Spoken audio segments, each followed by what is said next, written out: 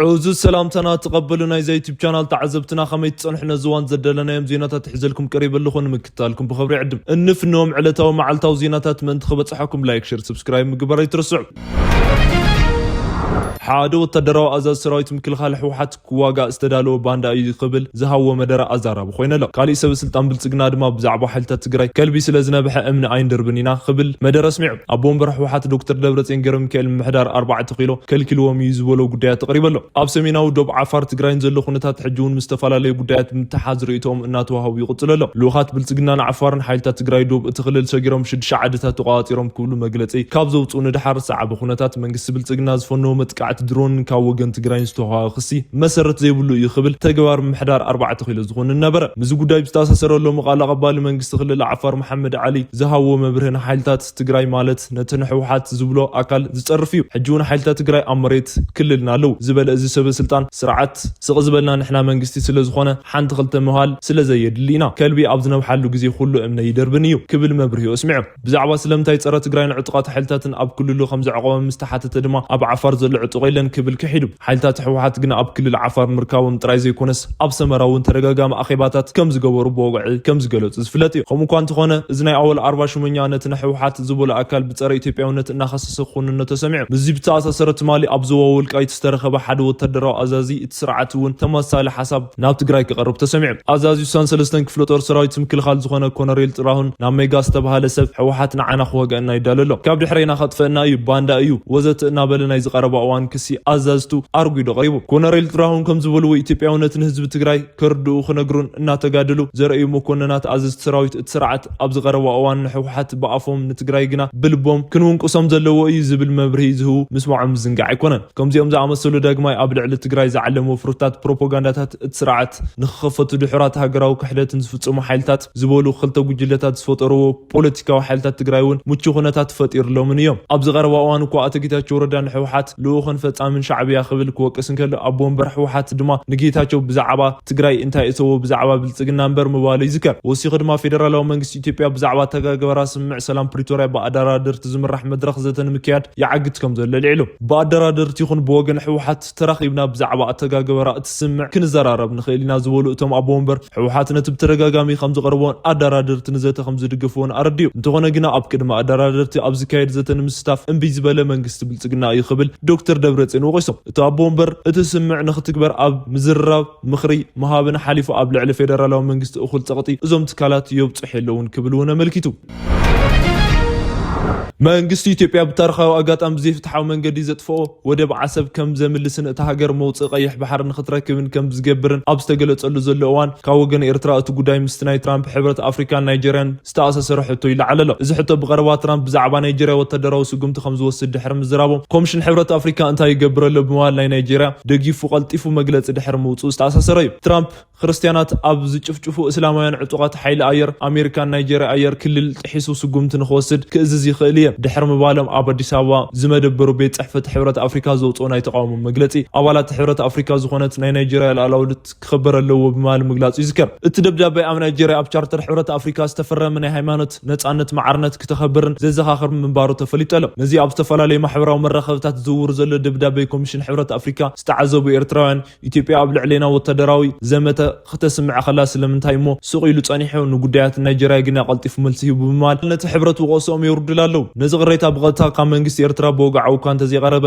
ልሳናት መንግስቲ ኤርትራ ዝሃብሉ ግና የጋውሕዎ ኣለዉ ምስ መንግስቲ ኤርትራ ቀረባ ዝምድና ኣለዎም ዝበሃል ተስፋ ኒውስ ዝተባሃለ ማሕበራዊ ሚድያ ነቲ ሕብረት ዘውፅኦ መግለፂ ሓዊሱ ኤርትራ ብወታደራዊ ዘመተ ኢትዮጵያ ክዝተየላ ከሎ እቲ ሕብረት ስቕታ ዝመረፀ ስለምንታይ እዩ ወይስ ናይ ሕብረት ወዲ እንጀራ ኣይኮነትን ዝብል ትሕዝቶ ዘለዎ መልእኽቲ ኣብ ገጽ ክሰስፊር ኣሎ ኢትዮጵያ ናብ ቀይሕ ባሕሪ ክትምለስ ኣለዋ ዝብል ጉዳያት መንግስቲ ኢትዮጵያ ኣትሪሩ ድሕሪ መሓዝ መንግስቲ ኤርትራ ተኸታታሊ ተቃውሞታት ይቐርብ ከም ዘሎ ይፍለጥ ክሳብ ሕጂ ክልቲአን ሃገራት ጉዳይን ናብ ዞባዊ ኣህጉራዊ ትካል ኣይቀረባን ብዛዕባ ኢትዮጵያ ግና ናይ ሽምግልና ሕቶ ከም ዝቀረባ ቀዳማይ ሚኒስትር አብይ አሕመድ ክዛረቡ ተሰሚዖም ቀዳማይ ሚኒስትር አብይ አሕመድ ብቀረባ ኣብ ቤት ምክሪ ተወከልቲ ህዝቢ ኣብ ዝገብርዎ ቆፀራ ካብ ሕብረት ኣፍሪካ ጀሚሩ ክሳብ ኣሜሪካን ሕብረት ኣውሮፓን ኣሸማጉልና ዝብል ሕቶ ይቐርብ ጸኒሑ እዩ ብምባሎም ይዝከር ክሳብ ሕጂ በዚ ጉዳይ ሽምግልና ሕቶ ዝቀረበሎም ተባሂሎም ዝተነገረሎም ትካላት በወግዓዊ ዝበልዎ ነገር የለን ኣብ ድሕሪ መጋረጃ ግና ዲፕሎማሲያዊ ምንቅስቃሳት ከም ዝህሉ ይግመት። ቀዳማይ ሚኒስትር ቅድሚ ሰሙናት ኣብ ፓርላማ ኣብ ዝነበሮም ቆፀራ ንሕና ጉዳይ ቀይሕ ባሕሪ ብዝምልከት ሕጋዊ ታሪኻዊ መልክዕ ምድራውን ቁጠባውን ሕቶ እዩ ኢልና ንኣምን። ኤርትራ ቀይሕ ባሕሪ ንምጥፋእ 30 ዓመታት ካብኡ ንላዕሊ ዝወሰደ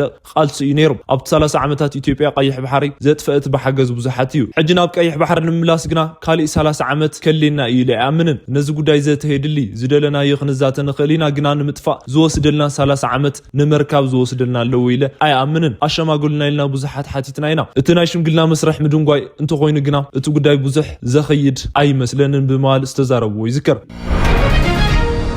ናይ ግሮውቲ ኢትዮጵያ ጨናታት ይቀጽል ኣሎ። ጅቡቲ ንግብፂ ሓድሽ ማእኸል ወደብ ክተሃነጽ ከም ዝፈቀደ ተሰሚዑ። ናይ ስርዓት ዲፕሎማሲያዊ ክሳራ ካብ ሻዕብያን ኤርትራን ወጻኢ ንኢትዮጵያ ስትራቴጂካዊ መሻርክቲ ዝገበራ ግሮውቲ ከም ዘምለጣ ገይረሎም። እቶም ሽማምንቲ ብልጽግና ድማ ንቆትሎ ዘለና ህዝቢ ኢትዮጵያ ቁጥሩ ተቀይስና ንግሮውቲ ከም መፈራርሒ እናቀረቡ ምስ ኤርትራ ናይ ኩናት ዋዜማ ኣብ ዝመስል ኩነታት ዝርከብ ብልጽግና ንሱዳን ንግብፅን ኣሕሊፉ ካብ ዝሃቡ ጸኒሑ ብዛዕባ ውህደት ዝተገለጸ ጅቡቲ ሎሚ ንሕና ተኻረይቲ ኣይኮናን ኣብ ምባል ደረጃ ዝበፅሐት ኣብ ናይ ብልጽግና ዲፕሎማሲያዊ ክሳራ እዩ። ሶማሊ ዝነበሮም ናይ ኣዋርሕ ርክብ ልሙድ ክኸውን እንከሎ ደቡብ ሱዳን እውን ብዓቅማ ግዛእታት ኢትዮጵያ ጨውያ ዝወሰዱ ዕጡቃት ዝውንን እያ። ኬንያ እውን ኣዝዩ ጽቡቕ ዘይኮነ ሕማቕ እውን ዘይኮነ መብዛሕትኡ ግዜ ብገለልተኝነት ኣብ መርኣይ ኩነታት እያ ትርከብ። ሎሚ ካብ ጅቡቲ ዝተሰምዐ ዜና ድማ ወደብ ታጁራ ንስዑድ ዓረብ ከም ዝሃበት ካብ ዝፍለጥ መዓልታት ፍሉይ ኩነታት ግብፂ እውን ናብ ወደባት ክትኣቱ ከም ዝፈቀደት ዝሕብር እዩ። እዚ ግብፂ ሓድሽ ወደብን ናይ ሎጂስቲክ ኣገልግሎትን ንምህናፅ ኣብ ዘኽእላ ናይ ምትሕባር ስምዕ ንምብፃሕ ተቃሪባ ከም ዘላ ዝሕብር ጠብጻባ ተመልኪቶም። መሰረት እዚ ምትሕባር ዝተነበረ ቅድሚ ገለ መዓልታት ኣብ መንጎ ልኡኻት ግብፅን ሓላፊ ወደባት ናይዛ ዞባ ጅቡትን ኣቡበክር ዑመር ሓዲንን ኣብ ዝተኻየደ ኣኼባ እዩ። ኣብዚ ናይ ኢንዱስትሪ ልምዓትን ምክትል ቀዳማይ ሚኒስትር ግብፂ ካማር ኤልዋዚር ኣብ ቀረባ እዋን ኣብ ዝግበር ዑደታት ናይቲ ስምዕ ናይ መወዳእታ ፊርማ ክኸውን ይኽብሉ ገሊፆም። እዚ ሰፊሕ ፕሮጀክት ግብፂ ኣብ ምብራቕ ኣፍሪካ ዘለው ናይ ንግዲ ማእኸላት ዋና ጅቡቲ ክዕዝዝ ቀንዲ ትሕት ቅርፅን ዘሐየለን እዩ ተባሂሉ። ግብፂ ኣብ ጅቡቲ ማእኸል ወደባት ንምህናፅ ምስ ስምዕ ኣብ ምብፃሕን ከላ ሽማምንቲ ብልጽግና ድማ ንኢትዮጵያ ምስ ጎረባብቲ ዘጋጩ ናይ ፕሮፓጋንዳ መደረታት ኣብ ዝገብርሉ ዘሎ ተመሳሳሊ እዋን እዩ። ሶማሊላንድ ዶባታት ተጽብጽበላ ንሶሙናት ጉዳያት ቪዛ ኣብ ክትዕ ዝነበረት ሶማሊ ባዕላ እተመሓደራ ሶማሊላንድ ዝምድና ዘጽብጽብ ስጉምታት ይውሰደሎ። ኣትሪሮ ሃገራዊ ኣፍልጦ እትደልየሉ ሶማሊላንድ መንግስቲ መቃዲሾ ዘውፅኦ ሓድሽ ኤሌክትሮኒካዊ ቪዛ ሓዊሱ ቪዛ ሶማሊ ዝሓዘ ዝኾነ ሰብ ናብ ግዛኣታ ከይኣቱ ዶበይ ኣይሰግርኒ ብምባል ሓደሽቲ ትእዛዝ ዘውፅያ ኣላ። ነዚ ዝጣሓሱ ድማ ብሃገራዊ ሕግታት ኣሰራርሓን መሰረት ስጉምቲ ከም ዝወስደሉ ክሕተቱ ከም ዝኽእሉን ሃርጌሳ ጽኑዕ መምርሒ መሓላሊፉ እዩ። ኣብ ዝሓለፉ 3 ሰሙናት ፌደራላዊ መንግስቲ ሶማሊ ሓድሽ ኤሌክትሮኒክ ቪዛ ፍሊጡ መንባሮ ሶማሊላንድ ሓዊሱ ናብ ዝኾነት ግዛኣታት ክልል ሶማሊ ዝኣቱ ሰብ ኤሌክትሮኒካዊ ቪዛ ክሕዝ ከም ዘለዎ ግዴታ ገይሩ መንባሩ ይፍለጥ እዩ። ናብ ሃርጌሳ በረራ ዝገብሩ ከም በዓል ኣየር መንገዲ ኢትዮጵያን ፍላይ ዱባንን ውሳነኡ ኣኽቢሮም እዮም። እቲ ተግባራዊ ምግባርን ግና ናይ ንዲያስፖራ ሶማሊላንድ ሰበስልጣን እቲ ግዛኣት ሓዊሱ ናብ ሃርጌሳ ክምለሱ ኣይከኣልን። ኣየር መንገዲ ኢትዮጵያ ነቲ ውሳነ ብምቕልባስ ሕቶ ቪዛ ኣብ ሃርጌሳ ንኽተሳናድእ ድሕሪ ምግባሩ ናይ ዱባይ እውን ነስዒቡ ኣሎ። ሞቃዲሾ ብልዕልተን ክልተ ኣየር መንገድታትን ካልኦት ነቲ ሕጂ ዘይተግበሩ ስጉምታት ከም እትወስደ ጠንቂቓላ። ነቲ ናይ ሞቃዲሾ ናይ ኤሌክትሮኒካዊ ቪዛ ግዴታ ከም ዝጥሕስ ሉዓላውነት ዝቆፀረትሉ ሶማሊላንድ ንኣየር ክልላ ንምቁፃር ካልእ ስጉምቲ ወሲዳ እያ።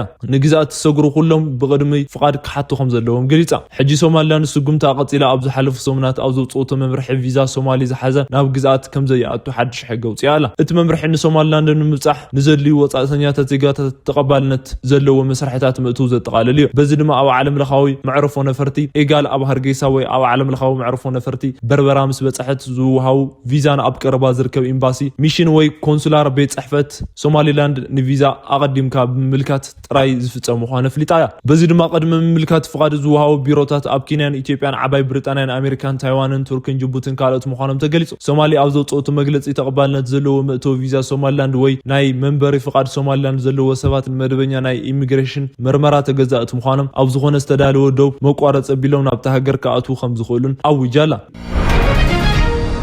ንፕሬዚዳንት አልሲሲ ተወሳኺ ናይ ስልጣን ምድልዳል ዘረጋግጸሎም መረፃ ኣብ ግብፂ ይካየደሎ። ግብፃውያን ኣብ ዝሓለፈ ቀዳም ጀሚሮም ሓደሽቲ ኣባላት ፓርላማታት እታ ሃገር ንምምራፅ ናብ መደብ መረፃ ይውሕዙ ኣለዉ። ውፅኢት እቲ መረፃ ግና ግሙት ንስልጣን አልሲሲ ዝያዳ ዘድልድልን ከም ዝኾነ ተንተንቲ ይገልጹ ኣለዉ። ፓርላማ ግብፂ 596 መናብር ክህልዎ ከሎ 568 ንመላእ መረፃ ይካየደሎ። ኣሳት ድምፂ እቲ ምርጫ ድማ ከም ግዛኣት ከተማን ዝፈላለ ኮይኑ ገሊኦም ንዝመፅእ ሰሙናት ድምፂ ከም ዘይህቡ ሓበሬታታት ይሕብሩ ኣለዉ። ብኣቆፃፅራ ኣውሮፓውያን ኣብ 2010 ንፕሬዚዳንት መሐመድ መርሲ በፈንቅለ መንግስቲ ካብ ስልጣን መውሪዶም ስልጣን ዝሓዙ አልሲሲ ካብ ኣባላት ቤት ምኽሪ 28 ኣባላት ብዘይ መረፃ ባዕሎም ዝሾሙ እዮም። ከም ኣሌክሳንደርያ ኣብ ዝኣመሰሉ ግዛኣታት ግብፃውያን ድምፆም ኣብ ዝሓለፈ ሰሙን ሓሙስ ዓርብን ክህቡ ጀሚሮም ምንባሮም ውፅኢት ክሳብ ትማሊ ከም ዘዛዘሙ ተነጊሩ ምንባሩ ይፍለጥ። ከም በዓል ካይሮ ዘለዋ ግና ክሳብ ወርሒ ሕዳር 24 ድምፂ ክህባ እየን። ጠቕላላ ወከልቲ ፓርላማታት ሃገር ዝውስኑ ውፅኢታት ድምፂ ኣብ ዝመፅእ ወርሒ ታሕሳስ 28 ከም ዝፍለጥ ተሓቢሩ። ፍርቂ ናይ ፓርላማ መነብር ብኣባላት ፓርላማ ክመልእ ከሎ እቲ ዝተረፈ ድማ ብውልቀ ውድድር እዩ። ረብዒ ወይ ሓደ ረብዓይ መናብር ድማ ብሕጊ መሰረት እንደቂ ኣንስትዮ ተወዳደርቲ ዝወሃብ እዩ። አልሲሲ በዚ ምርጫ ስልጣኖም ተወሳኺ ከም ዘድልል ግምት ተዋሂበሎ።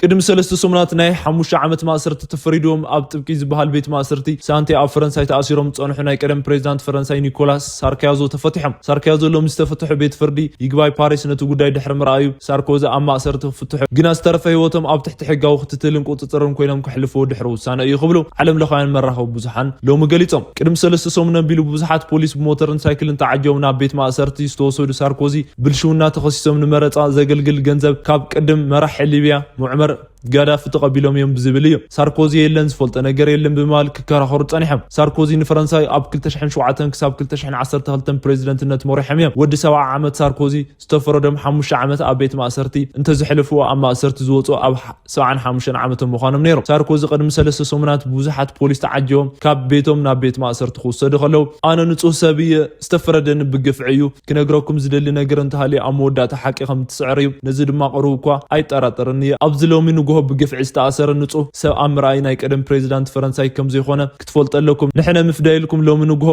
ብዝኾነ ነገር ፈረንሳይ ክትዋረድ ብምርኣያ ውሽጣዊ መረረት ተሰሚዕኒ ሰበይተይን ደቀይ ንምሳይ ስለ ዘለው ንዓይ ኣይትሻቐሉ ብምባል ኣብ ገጽ ኤክሶም ናይ መወዳእታ መልእኽቶም ኣመሓላሊፎም ምንባሮም ይዝከር። ሳርኮዚ ኣብ ቤት ማእሰርቲ እናሃለው ብወቢሎም ጠበቆም ይግባይ ከም ዝበሉ ፍራንስ 24 ዝተባህለ መራኸቢ ብዙሃን ኣመልኪቱ። ቤት ፍርዲ ብምንታይ ዓይነት ሓቂ ሳርኮዚ ካብ ማእሰርቲ ክፍትሑ ከም ዝወሰነ ዝገለጹ ጉዳይ ግና ክሳብ ሕጂ ዝተበርሀ ሓበሬታ የለን። ክቡራት ቤተሰብና ሎሚ ዘደለናዮም ኣርእስቲ ኣብዚ ተዛዚሞሎ። ንቻናልና ደገፍኩም ብምግላጽ ሼር ኮመንት ብምግባር ኣይትረስዑ። ብካልኦት ሓበሬታታት ክሳብ ንራኸብ ሰላም ቀኒዩ።